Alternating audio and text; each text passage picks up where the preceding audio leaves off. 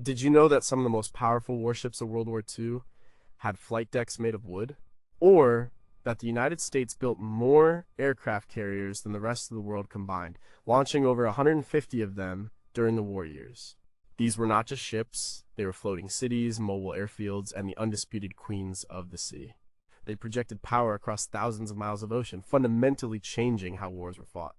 A battleship could pound a coastline, but a carrier could strike hundreds of miles inland.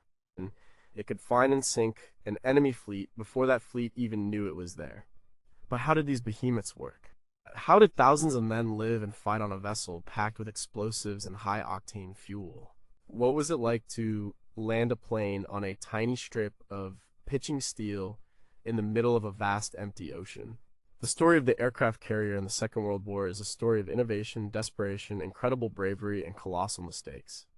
It's the story of how a weapon system that was once an afterthought came to dominate the largest conflict in human history. Number 15. Why were the first carriers so strange? The aircraft carriers that decided the fate of the Pacific War were sleek, powerful, and purpose-built ships, like the American Essex class or the Japanese Shikaku class, were designed from the keel up to do one thing: launch and recover aircraft as efficiently as possible. But it wasn't always this way. The very first aircraft carriers were bizarre, awkward creations. They were experiments cobbled together from the hulls of other ships, and naval leaders weren't even sure what a carrier was supposed to do. So the initial designs reflected that confusion. They were less floating fortresses and more floating question marks. Take the first carrier in the British Royal Navy, HMS Furious. As told in books like Norman Polmar's Aircraft Carriers: A History of Carrier Aviation and its influence on world events, Furious started life in 1915 as a large light cruiser with two massive 18-inch guns, one forward and one aft. The Royal Navy soon realized that airplanes might be more useful, so they removed the forward gun and replaced it with a 160-foot flying-off deck. The pilots could take off, but they couldn't land. They were expected to fly to a friendly land base or ditch their plane in the sea and hope a ship picked them up. This was obviously not a sustainable model. The next modification was even stranger. They removed the rear gun and added a 300-foot landing deck. But they left the ship's central superstructure, including its massive smokestack, right in the middle. To land, a pilot had to fly around the superstructure, navigate through the hot, turbulent exhaust from the funnel, and then try to put his fragile biplane down on a short, moving deck. It was incredibly dangerous. More pilots were lost in landing accidents than in combat. Eventually, in the 1920s, the entire superstructure was removed, and a full-length flight deck was installed, creating the flush deck look that would define carriers for years. The United States' first carrier was just as strange. USS Langley, commissioned in 1922, was converted from a coal-carrying ship to the USS Jupiter. Her nickname was the Covered Wagon, because she looked less like a warship and more like a barn with a flat roof. Her top speed was a sluggish 15 knots, barely enough to generate the wind over deck speed needed for takeoffs. She had a strange latticework structure supporting her wooden flight deck, and even a carrier pigeon house built into her stern. The Langley was never a combat vessel. She was a laboratory. It was on her deck that pioneers like Lieutenant Commander Godfrey de Courcelles Chevalier made the first landing on a U.S. carrier in October 1922. It was where the U.S. Navy figured out the basics of flight operations, developing everything from arresting gear to the role of the landing signal officer. Japan's first purpose-built carrier, the Hosho, commissioned in 1922, was a step in the right direction, but it also had its quirks. It was originally built with a small island superstructure on the starboard side. During trials, test pilots found the island created dangerous air turbulence over the deck. So, before she was even fully operational, the Japanese Navy sawed it off. For years after, many Japanese carriers, including the famous Akagi and Kaga, were built as flush deck carriers without a command island, a design decision that had its own set of drawbacks for command and control. The Akagi itself was a conversion from a battlecruiser hull, and its initial design was a tiered monstrosity with 3 separate flight decks, an idea that proved completely impractical and was later scrapped in favor of a single large deck. These early ships show that no one knew the right way to build a carrier. They were throwing ideas at a wall, often with lethal consequences for the pilots, to see what stuck. They were learning, one crash at a time, what crucial flight deck innovations were tested on these early carriers but ultimately discarded as too dangerous or impractical. Are there forgotten logbooks or diaries from pilots on the Furious that detail just how terrifying it was to land around a smokestack? And how much did the slow, deliberate, and often flawed experimental process of the 1920s delay the development of the truly effective carrier tactics that would be needed just 2 decades later? Number 14, did they really have wooden decks? It seems impossible. How could a massive warship, a symbol of industrial might, have a flight deck made of wood? Steel is strength. Steel is armor. Wood burns. Yet, the vast majority of American and Japanese aircraft carriers of World War II had flight decks planked with wood. It was a deliberate design choice, one that carried enormous benefits and even greater risks. This wasn't a primitive holdover, it was a calculated engineering decision that shaped carrier design, combat doctrine, and the fate of thousands of sailors. The primary reason for using wood, typically teak or Douglas fir, was practicality. A wooden deck was flexible. A steel ship is not a rigid structure, it flexes and twists as it moves through heavy seas. A solid, thick steel flight deck would be subject to immense stress, potentially cracking or warping. A wooden plank deck, laid over a thinner steel support deck, could absorb this movement. It was also much easier and faster to repair. When a bomb hit a wooden deck, it left a hole. Repair crews could rush out, clear away the splinters, cut new planks to size, and patch the hole in a matter of hours, sometimes even minutes. This was a critical advantage. A carrier's sole purpose was to operate aircraft. If its flight deck was out of commission, it was useless. As detailed in Ian W. Toll's book, Pacific Crucible, damage control teams on U.S. carriers performed near miracles, patching decks in the heat of battle to get their planes flying again. For instance, after being hit during the Battle of the Coral Sea, the crew of the USS Yorktown patched their deck so effectively that when the ship returned to Pearl Harbor, repair crews estimated it would take months to fix. Instead, hundreds of workers swarmed the ship and got it battle-ready in just 48 hours, allowing it to play a decisive role at the Battle of Midway. The weight was another major factor. A thick, armored steel flight deck, like the ones the British used, was incredibly heavy. This weight high up on the ship made it less stable and required a wider hull or less armor elsewhere to compensate. A wooden deck was significantly lighter, which allowed American and Japanese designers to build faster ships and, most importantly, to include a larger hangar deck below. This meant they could carry more planes, often 90 or more, on an Essex-class carrier compared to 50 or 60 on a comparable British armored carrier. The doctrine was different. The US and Japan saw the carrier's aircraft as its primary armor. The best defense was a massive alpha strike that would destroy the enemy before they could attack. The ship itself was, to some extent, expendable, but the risk was immense. A wooden deck soaked in oil and gasoline, littered with armed and fueled aircraft, was a floating bonfire waiting for a spark. And the sparks came often. Kamikaze attacks in 1945 demonstrated the horrific vulnerability of the wooden deck design. On March 19, 1945, the USS Franklin was struck by 2 bombs. The explosions ripped through the wooden flight deck, igniting fueled and armed planes in the hangar below. The ship became an inferno. The fires burned for hours, killing over 800 crewmen. It was the most heavily damaged U.S. carrier to survive the war, a testament to the bravery of its crew but also a stark reminder of its design's weakness. The USS Bunker Hill suffered a similar fate just 2 months later when 2 kamikazes struck within 30 seconds, turning its flight deck into a slaughterhouse and killing nearly 400 sailors. The wooden deck that was so easy to repair was also fatally easy to ignite. Were there specific chemical treatments for the wood that naval architects experimented with to make it more fire-resistant, and were these records lost or ignored? How many near-catastrophic fires on wooden decks were successfully contained and never made it into the official battle reports? And if the U.S. Navy had adopted the British armored deck design, would it have saved hundreds of lives in 1945 but cost them key battles like Midway in 1942 due to a smaller air group? Number 13. How could a ship launch an army bomber?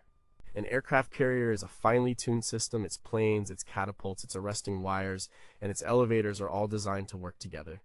The planes are built with reinforced landing gear to withstand controlled crashes and hooks to catch a wire. The deck is just long enough for a naval aircraft with its powerful engine to get airborne. So the idea of launching a land-based medium bomber plane with twice the wingspan and weight of a carrier fighter from a flight deck was not just risky. It was considered impossible, yet on April 18, 1942, the impossible happened. 16 U.S. Army Air Force's B-25 Mitchell bombers lumbered off the deck of the USS Hornet, a feat that required incredible ingenuity, unparalleled pilot skill, and a huge amount of desperation. The mission, which would become known as the Doolittle Raid, was born from the dark days after the attack on Pearl Harbor. America needed a victory, a way to strike back and boost morale. But Japan was too far away for conventional bombers based in China or Russia. The solution, proposed by a submarine officer named Captain Francis Lowe, was radical launch Army bombers from a Navy carrier. The plan was championed by General Henry Hap-Ass Arnold and put under the command of the famous aviator Lieutenant Colonel James "Jimmy" Doolittle. The B-25 was chosen because it had the required range and bomb load, and just barely seemed capable of a carrier takeoff. But it could not land back on the carrier.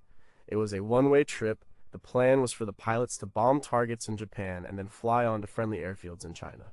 Getting the B-25s ready was a monumental task, as documented in books like The First Heroes by Craig Nelson. The bombers were stripped of everything non-essential to save weight and increase range. The top-secret Norden bomb sight was removed, replaced with a simple homemade aiming device. Extra fuel tanks were crammed into every available space. The rear guns were replaced with black-painted broomsticks to fool enemy fighters. The pilots, all volunteers, trained for weeks in Florida practicing short-field takeoffs over and over. They had to learn to coax their heavy planes into the air using a fraction of the runway they were used to. Meanwhile, the USS Hornet was modified, its crew loading the 16 bombers onto the flight deck with cranes at Alameda, California. The bombers were packed so tightly that the carrier could not use its own aircraft. It was completely defenseless. The task force, designated Task Force 16 under the command of Vice Admiral William Bull Halsey, sailed in absolute secrecy. The plan was to get within 450 miles of Japan to launch the planes. But on the morning of April 18th, about 650 miles out, they were spotted by a Japanese picket boat. The boat was sunk, but not before it sent a radio warning. Halsey and Doolittle had to make a choice: abort the mission or launch immediately, from much farther out than planned. They chose to launch. Doolittle himself was the first to take off. In rough seas, with the Hornet's bow pitching violently, he pushed the engines to full power and used every inch of the 467 feet of runway available to him. He made it. One by one, the other 15 bombers followed, a stunning display of airmanship. The raid itself caused minimal physical damage, but its psychological impact was immense. It proved that the Japanese home islands were vulnerable, forcing the Japanese military to pull back fighter units to defend the homeland. More importantly, it was a huge morale boost for the American public. The story of the Doolittle Raid is a perfect example of inter-service cooperation and bold, outside-the-box thinking, using a carrier not as a textbook weapon system, but as a simple tool, a floating runway, to get a job done. What were the specific modifications made to the B-25 engines to give them extra power for the short takeoff, and have those technical details been fully documented? Were there any pilots who washed out of the secret training program, and what were their stories? And how close did Admiral Halsey come to canceling the launch after being spotted? And what would have been the cascading consequences for the war in the Pacific if he had? Number 12. What was the most dangerous job on board? A World War II aircraft carrier was one of the most dangerous places on Earth, even when the enemy was 1,000 miles away. It was a crowded, noisy, industrial environment filled with high explosives, aviation fuel, and fast-moving heavy machinery. Every job had its risks, from the engine rooms where a ruptured steam line could cook a man alive, to the magazines where a single spark could detonate the entire ship. But ask any veteran of carrier service, and they will likely tell you that the most consistently dangerous, nerve-wracking job was on the flight deck. It was a place of controlled, violent chaos where a moment of inattention could lead to a gruesome death. The flight deck crew were often called deck apes or orties. They worked in the open, exposed to the elements and the enemy.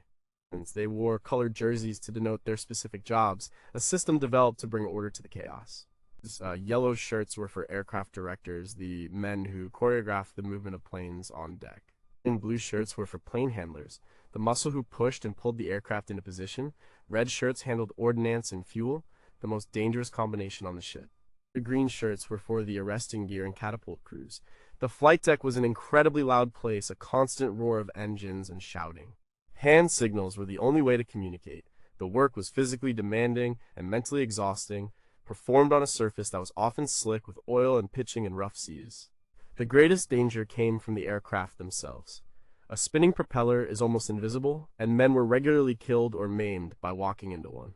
The blast from a revving engine could blow a man overboard. A snapped arresting cable could whip across the deck with enough force to cut a man in half. Landing aircraft were a constant threat. A pilot coming in too fast, too slow, or off-center could crash into parked planes, sending fire and shrapnel everywhere. The landing signal officer, or LSO, had one of the most stressful jobs on the ship. He stood on a small platform at the stern, using colored paddles to guide pilots in. He had to make a split-second judgment on every landing, deciding whether the approach was safe or if he needed to give the wave-off signal. The LSO's skill was the last line of defense against a fatal crash. The book The Fleet at Flood Tide by James D. Hornfisher provides harrowing, first-hand accounts of flight deck operations and the constant presence of death. Beyond the machinery, there was the enemy. During an attack, the flight deck crew had nowhere to hide. They had to continue doing their jobs, launching fighters to defend the ship, clearing wreckage, fighting fires while bombs and shrapnel rained down around them. Anti-aircraft guns mounted on galleries around the flight deck would be firing continuously, their deafening blasts and hot shell casings adding to the mayhem. When a kamikaze hit, the flight deck became the epicenter of the explosion. The men in red, the ordnance and fuel handlers, were often the first to die, consumed by the very materials they worked with. Life on the flight deck was a relentless, high-stakes ballet where a single misstep meant death, and yet these men performed their duties with incredible courage and professionalism day after day. Are there detailed statistical studies hidden in naval archives that break down the casualty rates by specific flight deck jobs, showing which color jersey was truly the most lethal? How did the Navy's psychological screening for flight deck personnel evolve during the war as the true stresses of the job became apparent? And what were the unwritten rules and superstitions that deck crews developed among themselves as a way to cope with the constant, random threat of death? Number 11, were they just weapons of war? The image of a World War II carrier is of a weapon of flight deck packed with dive bombers and torpedo planes launching a strike against an enemy fleet. And that was their primary and most dramatic purpose. But the role of the aircraft carrier was far more varied and, in some ways, more mundane than the great naval battles suggest. Carriers were not just instruments of destruction, they were versatile tools of logistics, transport, and training. Their ability to carry and operate aircraft made them uniquely suited for a wide range of tasks that were essential to the Allied war effort, far from the front lines of combat. One of the most critical but least glamorous jobs was aircraft transportation. The war required moving thousands upon thousands of new aircraft from factories in the United States to combat zones in Europe and the Pacific. Shipping them on slow cargo vessels was risky and time-consuming. Instead, the Navy and Royal Navy frequently used their carriers as high-speed aircraft ferries. In the Atlantic, escort carriers and even some fleet carriers were loaded to the brim with Army Air Forces fighters like the P-47 Thunderbolt and P-51 Mustang. The planes were packed onto the flight and hangar decks so tightly they couldn't move. The carrier would then make a high-speed dash across the Atlantic, its own air group stowed or left behind. Upon arrival in Britain, the planes would be craned off onto docks, ready for assembly and deployment. This fly-off delivery method was even used to supply the besieged island of Malta in the Mediterranean, where British carriers like HMS Furious and HMS Ark Royal would sail to a point within range and launch Spitfires, which would then fly the rest of the way to the island's airfields. Carriers were also indispensable for training. The demand for naval aviators was enormous, and new pilots needed to learn the terrifyingly difficult skill of landing on a moving ship. But sending fleet carriers back from the front lines for training was a waste of a vital combat asset. The solution was one of the most unusual naval operations of the war. The U.S. Navy acquired two old, coal-burning Great Lakes passenger steamers, the CNB and the Greater Buffalo. They stripped off the superstructures, installed short wooden flight decks, and recommissioned them as USS Wolverine and USS Sable. These two paddle-wheel carriers operated on the safe, fresh waters of Lake Michigan. For the rest of the war, they steamed back and forth, qualifying thousands of pilots, including a future president, George H.W. Bush. It was a bizarre sight, a carrier operating 1,000 miles from the nearest ocean, but it was a brilliant, pragmatic solution that allowed the frontline carriers in the Pacific to stay in the fight. Finally, carriers served as all-purpose logistical hubs. They carried mail, spare parts, and key personnel. Their advanced medical bays could act as hospital ships after a major amphibious assault. They could provide air cover for convoys, hunt for submarines, and conduct photographic reconnaissance missions. The adaptability of the carrier platform was one of its greatest strengths. While its role in battles like Midway and Leyte Gulf defined its legacy, its work as a transport, a training school, and a floating supply depot was just as crucial to ultimate victory. Are there logs from the USS Wolverine or Sable that detail the most common mistakes made by student pilots learning to land on a carrier for the first time? What was the most unusual non-military cargo a carrier was secretly tasked with transporting during the war? And did any high-level strategic plans seriously consider using carriers in even more unconventional roles, such as mobile command centers for invasions, or even as platforms for psychological warfare leaflet drops? Number 10. Why were British carriers so different? When a kamikaze slammed into the USS Bunker Hill in May 1945, its bomb penetrated the wooden flight deck and exploded in the hangar, starting uncontrollable fires that killed nearly 400 men. Just days earlier, a kamikaze had struck the British carrier HMS Formidable. The plane and its bomb smashed into the flight deck, creating a large dent, killing a handful of men and starting a fire. But the deck, made of 3 inches of armored steel, held. The crew pushed the wreckage of the Japanese plane over the side, patched the dent, and the ship was operating aircraft again within hours. This single comparison highlights the fundamental difference in design philosophy between the American and British navies, a difference born from geography and experience. Because British carriers were designed with armored flight decks. This meant the flight deck itself was the main strength deck of the ship, a thick layer of steel designed to withstand bombs. The hangar below was an armored box, protecting the vulnerable fueled aircraft inside. The Royal Navy developed this concept in the 1930s. They expected to operate in the confined waters of the North Sea and the Mediterranean, well, within range of land-based enemy bombers. For them, a carrier had to be able to absorb punishment from bombs and keep fighting. Survival was the priority. Those ships, like the Illustrious class, were famously tough. In 1941, HMS Illustrious was hit by 6 heavy bombs, but survived, a testament to her armored design. As historian Norman Friedman notes in British Carrier Aviation, the Royal Navy saw the carrier as a self-contained weapon system that had to be inherently survivable. American and Japanese carriers, by contrast, had unarmored flight decks. As discussed earlier, their decks were typically wood planking over a thin steel plate. The main armored deck was the hangar deck, below the planes. The idea was to protect the ship's vitals engines, magazines, but not the hangar or flight deck itself. This design had several advantages. It was much lighter, which allowed for a larger air group. An American Essex-class carrier could comfortably operate around 90 aircraft, while the similarly sized British Implacable class struggled to handle 60. This Sunday punch capability was central to U.S. Navy doctrine, which emphasized overwhelming offensive power. The carrier's planes were its shield. The goal was to find and destroy the enemy before they could launch their own attack. For a war fought across the vast distances of the Pacific, having more planes in the air was seen as the best defense. So which design was better? It's a debate that continues among naval historians. The British design proved its worth against kamikaze attacks. An armored deck could shrug off hits that would have crippled or destroyed an American carrier. However, the smaller air group was a significant handicap. In a carrier versus carrier battle, the side that can put more planes in the air first often wins. The American design was more vulnerable, but also more offensively potent. The horrific fires on the Franklin and Bunker Hill were a direct consequence of their unarmored hangars. But the massive air groups of the Essex-class carriers swept the skies of Japanese aircraft in battles like the Great Marianas Turkey Shoot in 1944, a victory made possible by sheer numbers. Ultimately, both designs were a compromise, a set of trade-offs between survivability and striking power, shaped by the different strategic realities each navy expected to face.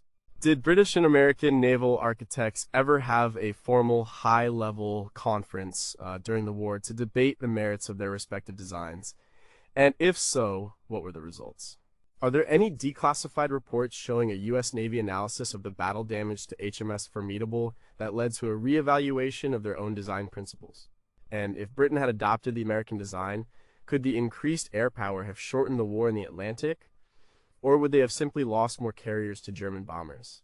Number 9. What happened when a pilot couldn't land? For a naval aviator in World War II, the combat was only half the battle. After a grueling mission, flying for hours over a featureless ocean, evading enemy fighters and anti-aircraft fire, he still had to perform the most difficult task of all, landing his damaged, fuel-starved plane on a tiny, moving sliver of a runway. A carrier deck looks impossibly small from the air. Landing on it has been described as a controlled crash. For pilots of planes like the F-6F Hellcat or the SPD Dauntless, there were many things that could go wrong, and when they did, the consequences were often fatal. The first line of defense against a bad landing was the landing signal officer. The LSO was an experienced pilot who stood on a platform at the stern of the ship, using paddles to communicate with the incoming pilot. He was the pilot's eyes on the deck, judging his speed, altitude, and angle of approach. If everything looked good, he gave the USA cut signal, telling the pilot to cut his engine power and let the plane's tailhook catch one of the arresting wires. If the approach was bad too high, too low, too fast, or not lined up, the LSO would give the wave off. This was a mandatory order to abort the landing. The pilot had to slam the throttle to full power, climb away, and circle around to try again. A wave off was frustrating, especially when low on fuel, but it was infinitely better than a crash. Sometimes a pilot couldn't make a successful landing. The plane might be too badly damaged to fly properly. The tailhook might have been shot off. The landing gear might not come down. In these cases, the pilot had two terrible options. He could try to belly land on the deck, coming in without landing gear. This would destroy the airplane and clog the flight deck, but it gave the pilot a chance to survive. Or, if the plane was too unstable, he would be ordered to ditch it in the sea. This meant flying alongside the carrier, cutting the engine, and crashing into the water. This was extremely dangerous. Many planes flipped over on impact, trapping and drowning the pilot. This is where another ship in the task force played a vital role, the Plane Guard Destroyer. 1 or 2 destroyers were always assigned to trail behind the carrier during flight operations. Their job was simple. If a plane went into the water, they were to race to the spot and rescue the crew. It was dangerous work. A destroyer had to leave the protective screen of the task force, making it a vulnerable target for enemy submarines. The book Last Stand of the Tin Can Sailors by James D. Hornfisher describes the incredible bravery of these destroyer crews. They would maneuver their ships right next to a sinking plane, with sailors diving into the water to pull exhausted or injured airmen to safety. This rescue service was a huge morale booster for the pilots. They knew that if they had to ditch, there was a good chance someone would be there to pick them up. One of the most famous airmen rescued by a plane guard was a young torpedo bomber pilot named George H.W. Bush, who was picked up by the submarine USS Finback after his plane was shot down. How many pilots were lost not to enemy action, but to simple operational accidents during landings? And does this number rival combat losses in certain theaters? Are there personal diaries of LSOs that describe the immense psychological pressure of holding hundreds of lives in their hands every day? And what was the fastest recorded rescue of a downed pilot by a plane guard destroyer, from the moment of ditching to being safely back on a ship? Number 8, how did they fight in the dark? For the first few years of the war, the ocean at night was a sanctuary for an aircraft carrier. Once the sun went down, its planes came home to roost. The great naval battles, from the Coral Sea to Midway, were daytime affairs. Scouting planes had to see the enemy to attack them. But technology was about to turn night from a shield into a new, terrifying battlefield. The development of radar and specialized night fighting techniques allowed carriers to operate around the clock, creating a whole new dimension of naval warfare that was incredibly complex and dangerous. The key was radar. Early in the war, radar, an acronym for radio detection and ranging, was a new and imperfect technology. But by 1943, the U.S. Navy had developed powerful air and surface search radars that could be mounted on ships. These radars could detect incoming enemy aircraft from over 100 miles away, long before they could be seen or heard. This gave the carrier task force time to launch its own fighters to intercept the attackers. The nerve center of this operation was the Combat Information Center, or CIC.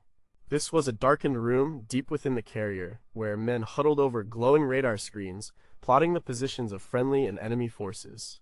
The CIC officer would direct the carrier's own fighters by radio, guiding them toward the radar blips that represented the enemy. It was like a deadly video game played with real airplanes. To take the fight to the enemy at night, the Navy needed special aircraft and pilots. They began to equip fighters like the F-6F Hellcat and the F-4U Corsair with small airborne intercept radars. A two-man crew, a pilot, and a radar operator would fly these planes. Their job was to take off from the carrier at night, be guided by the ship's CIC into the general vicinity of an enemy contact, and then use their own small radar to find, track, and shoot down the enemy plane in total darkness. This was incredibly demanding work. The pilots had to be masters of instrument flying, and the radar operators had to interpret faint signals on a small, flickering screen. Night landings were even more dangerous than day landings. The carrier was blacked out to avoid being seen by enemy submarines. The only lights were a few dim, ultraviolet lamps that were invisible from a distance but could illuminate fluorescent markings on the deck for the pilot.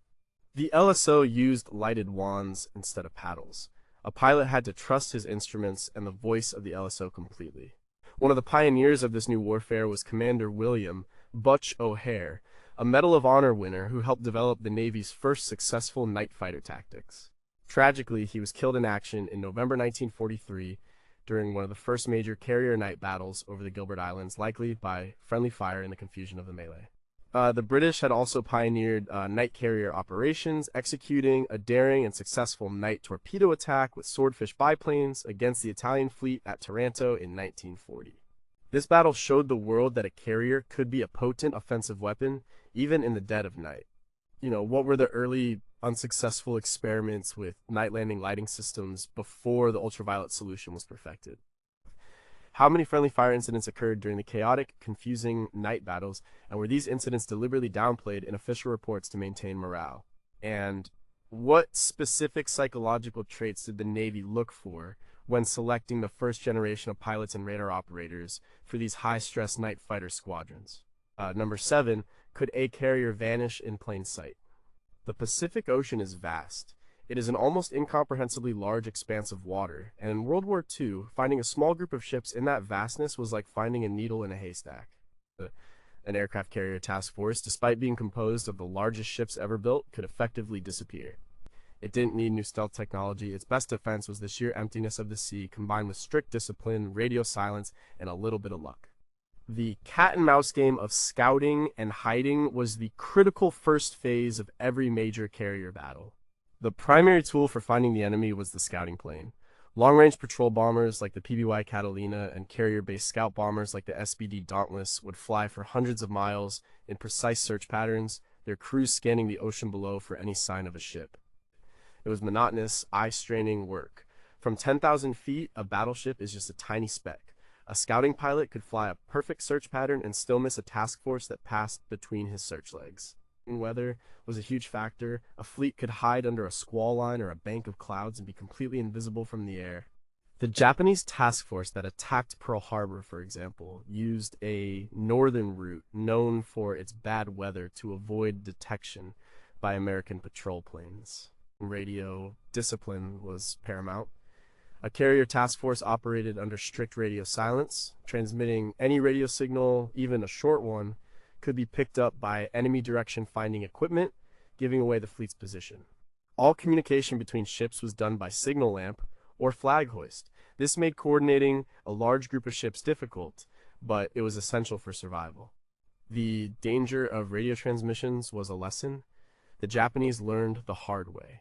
At the Battle of Midway, a series of seemingly minor radio transmissions from the Japanese fleet helped American cryptanalysts confirm their location and intent. As detailed in And I Was There by Rear Admiral Edwin T. Layton, the work of codebreakers at Station Hypo in Hawaii was crucial. By intercepting and deciphering Japanese naval communications, they could often predict where the enemy fleet would be, turning the vast ocean into a much smaller playing field.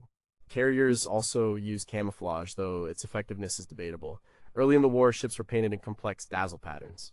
The goal of dazzle camouflage wasn't to hide the ship, but to confuse the enemy about its speed, heading, and identity. The jagged lines and contrasting colors were meant to make it difficult for a submarine commander looking through a periscope to calculate a correct torpedo firing solution. Later in the war, the U.S. Navy switched to simpler camouflage schemes like Measure 21 all over navy blue or Measure 22 graded grays and blues, which were designed to make the ship blend in with the sea and sky.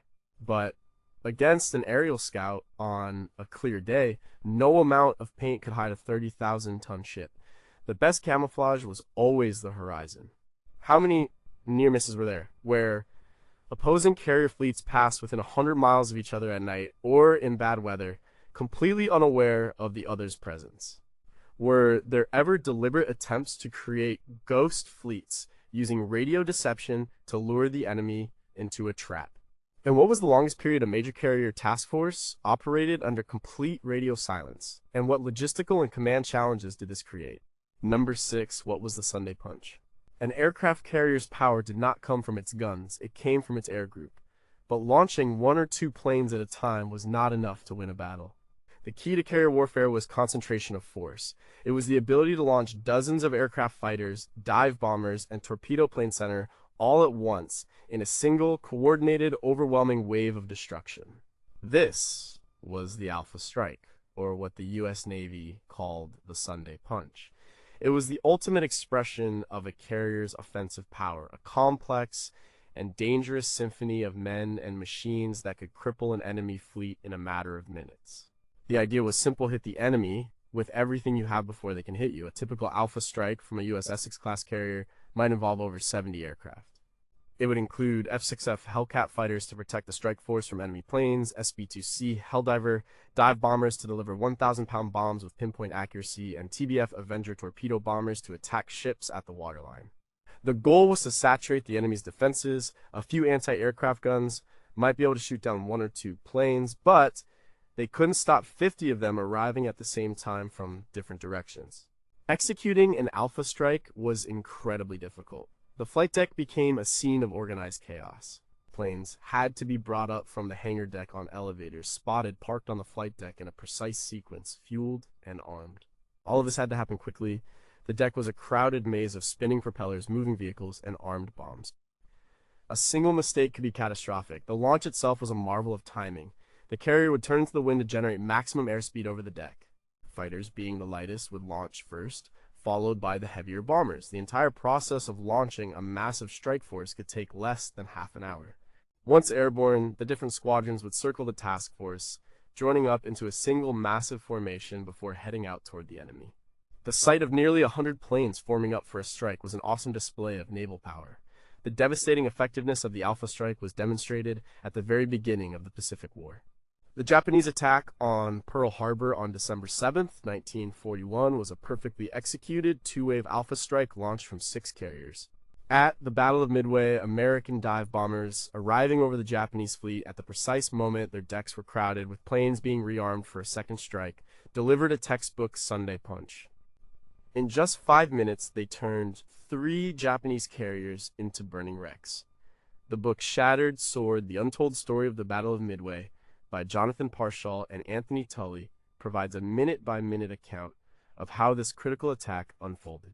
The ability to assemble and launch a powerful, coordinated strike faster than the enemy was the single most important factor in carrier versus carrier combat. What was the most complex Alpha Strike ever planned in terms of the number of carriers and aircraft involved, even if it was never executed? Are there detailed time motion studies in naval archives that analyze the efficiency of flight deck crews from different carriers, showing which ships were the fastest at launching a full strike? And how did pilots communicate and coordinate in the air before the advent of modern data links to ensure that multiple squadrons all attacked their assigned targets at the same time? Number 5, who were the forgotten? Jeep carriers. When we think of World War II carriers, we picture the Giants, the Enterprise, the Hornet, the Shikaku. These were the fleet carriers, the thoroughbreds of the fleet, but the vast majority of aircraft carriers built during the war were a different breed entirely. They were small, slow, and built on merchant ship hulls. They were the escort carriers, or CVEs. Their crews gave them cynical nicknames: combustible, vulnerable, expendable, or Jeep carriers. They were the unglamorous workhorses of the war, and without them, the Allies might have lost. The escort carrier was born out of necessity. In the early days of the Battle of the Atlantic, German U-boats were sinking Allied merchant ships faster than they could be replaced. There was a gap in the mid-Atlantic that land-based patrol aircraft couldn't cover. The solution was to put a flight deck on a cargo ship. The first CVEs were crude conversions, but soon the United States began mass producing them. Henry J. Kaiser, a brilliant industrialist, applied his assembly line techniques to shipbuilding. His yards began churning out CVEs at an astonishing rate. The Casablanca class, for example, consisted of 50 carriers, all built in just 1 year. These ships were not pretty. They were slow, with a top speed of around 19 knots. They carried a small air group of about 28 planes. They had very little armor and were not designed to stand up in a fleet action. In the Atlantic, their job was convoy defense.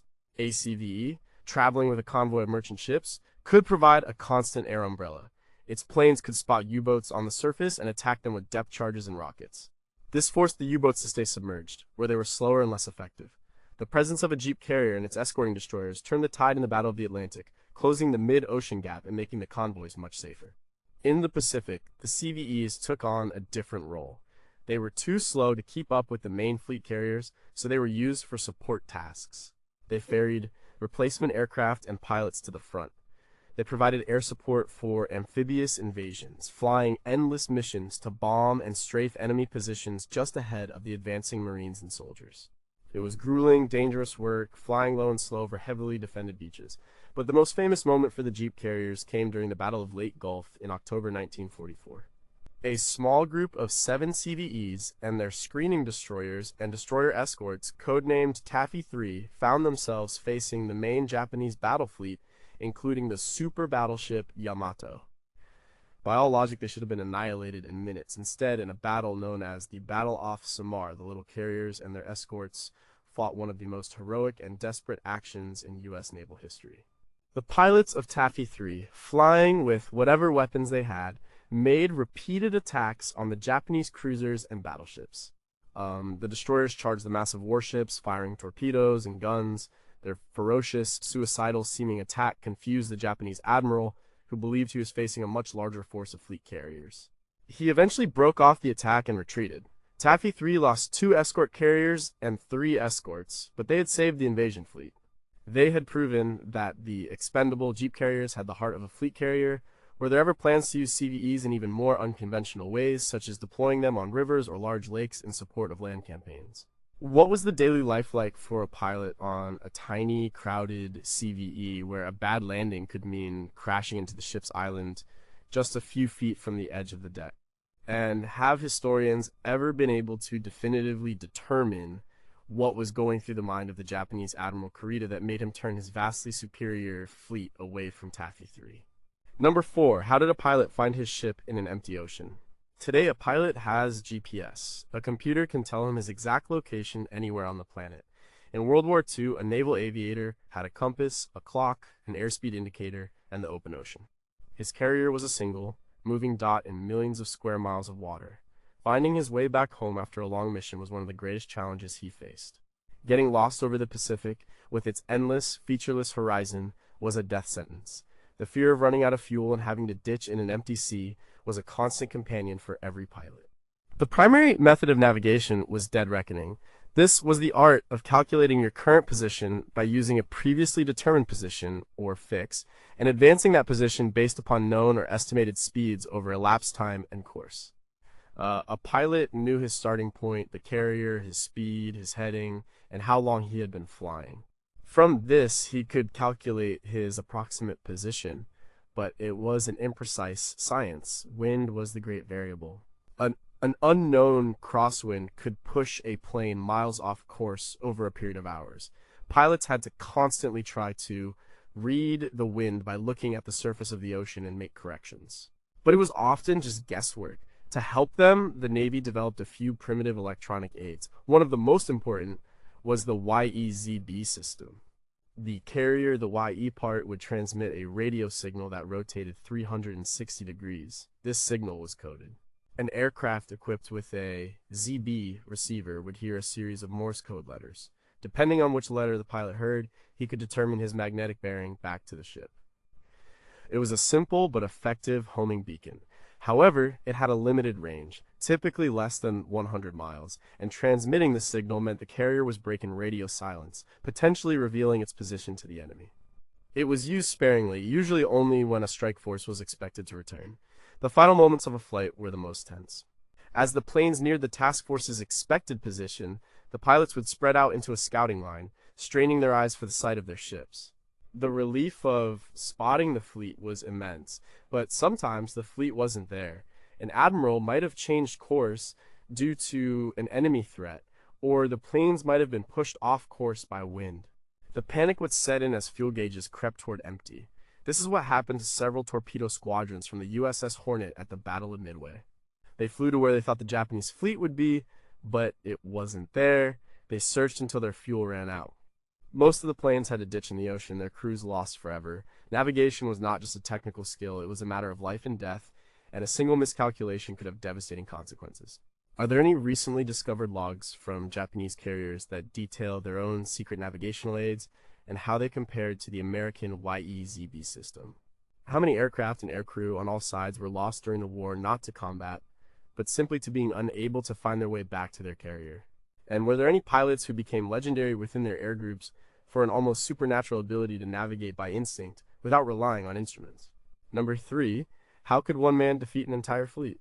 By late 1944, the war in the Pacific was going badly for Japan. The U.S. Navy's carrier fleets were larger, better equipped, and more experienced. In conventional battles, the Japanese were being systematically destroyed. Facing annihilation, a group of Japanese naval officers came up with a new desperate tactic. They would turn the airplane itself into a guided missile. A pilot would deliberately crash his plane, loaded with a bomb, into an enemy ship. This was the kamikaze, or divine wind. It was a tactic born of desperation, and it became one of the most terrifying and effective psychological weapons of the war. For the sailors on an American carrier, the kamikaze was a new kind of horror. The logic behind the kamikaze tactic was brutal but simple. A conventional bombing attack had a low success rate. Many bombs would miss their target, but a human-guided missile could not miss. A determined pilot could guide his plane through a storm of anti-aircraft fire and score a direct hit. The first organized kamikaze attacks occurred during the Battle of Leyte Gulf in October 1944. The escort carrier USS St. Lo was hit by a single kamikaze and sank in less than half an hour, killing over 100 men. The effectiveness of the tactic shocked the U.S. Navy. The psychological impact on American sailors was immense. A conventional bomber would drop its bombs and fly away, but a kamikaze kept coming. It was a personal, terrifying attack. Sailors could often see the face of the pilot in the cockpit as he dove toward their ship. The experience is vividly described in books like The Fleet at Flood Tide by James Hornfisher. The stress on the gun crews was incredible. They would fire everything they had at the incoming plane, watching pieces fly off it, yet it would often keep coming, trailing smoke and flame until it slammed into the ship. The kamikazes created a unique kind of dread and exhaustion among the fleet. The Navy adapted quickly. They drastically increased the number of anti-aircraft guns on their ships. A typical Essex-class carrier would be bristling with 20mm and 40mm cannons. They developed better fighter interception tactics, creating a big blue blanket of combat air patrols that would try to shoot down the kamikazes far from the fleet. They also improved their damage control procedures, learning from the horrific fires on ships like the Bunker Hill and Franklin. But the kamikazes kept getting through. During the battle for Okinawa in 1945, the kamikaze attacks reached their peak. Over 1,900 attacks were launched, sinking dozens of ships and damaging hundreds more, including many carriers. The kamikaze was never a war-winning weapon. Japan lacked the pilots and planes to launch them in sufficient numbers.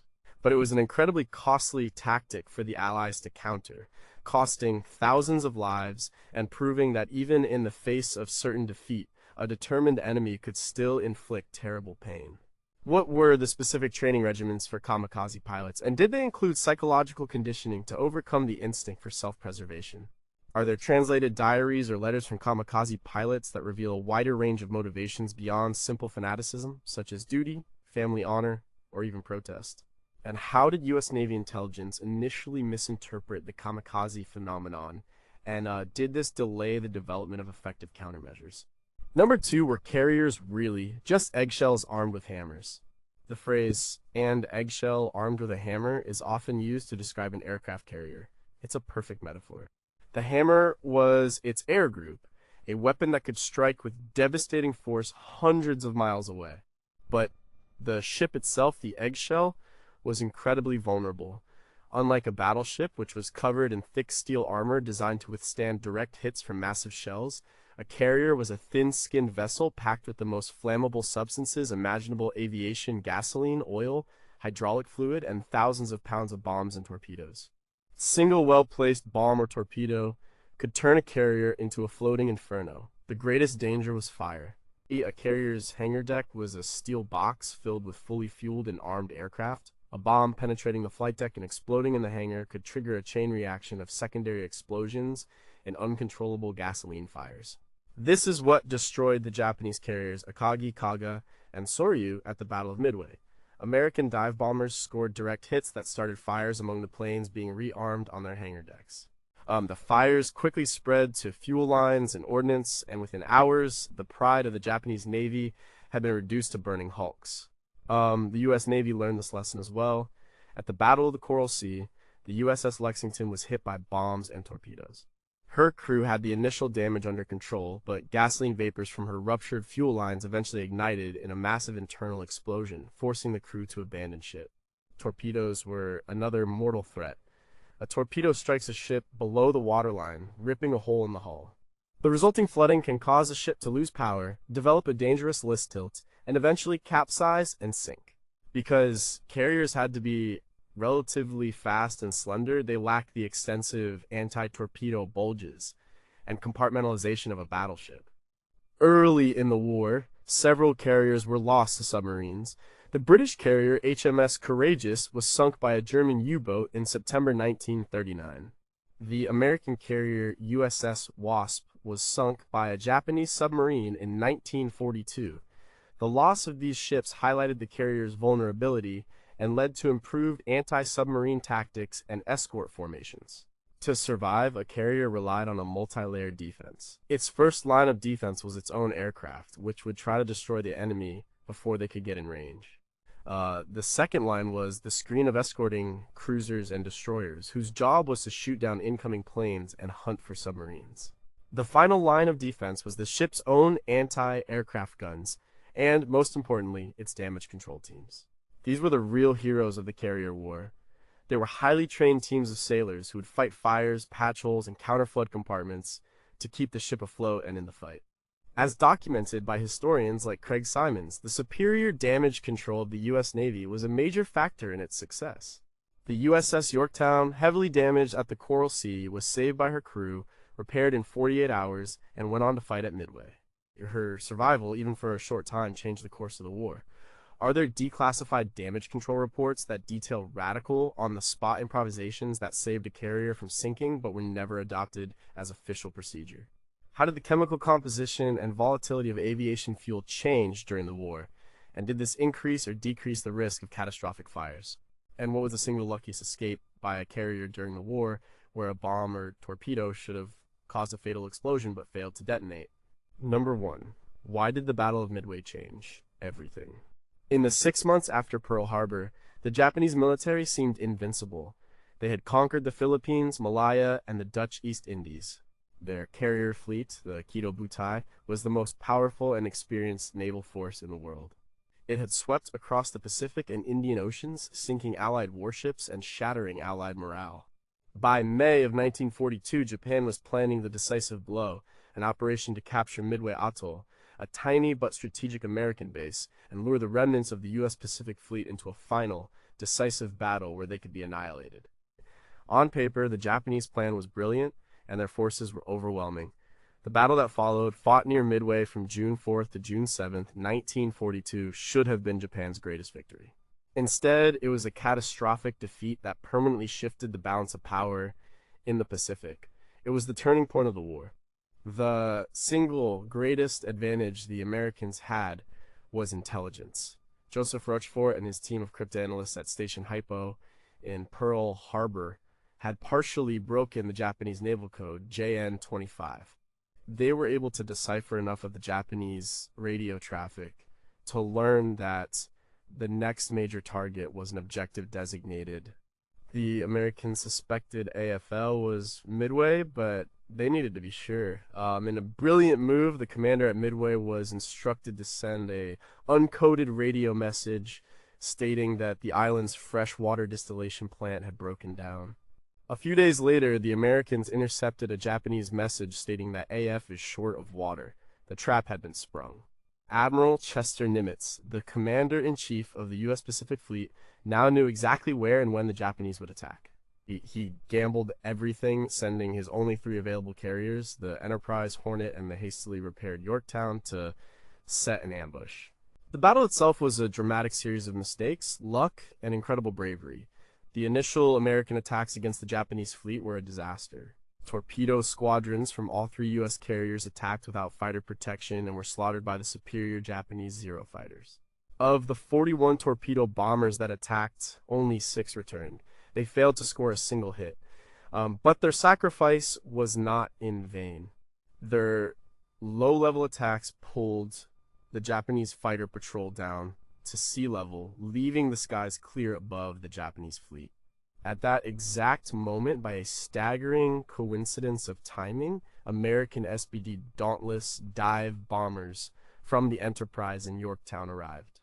As described in the seminal work Shattered Sword, the American pilots looked down to see the decks of the Japanese carriers crowded with planes being armed and fueled for a second strike against the American fleet, which had just been discovered.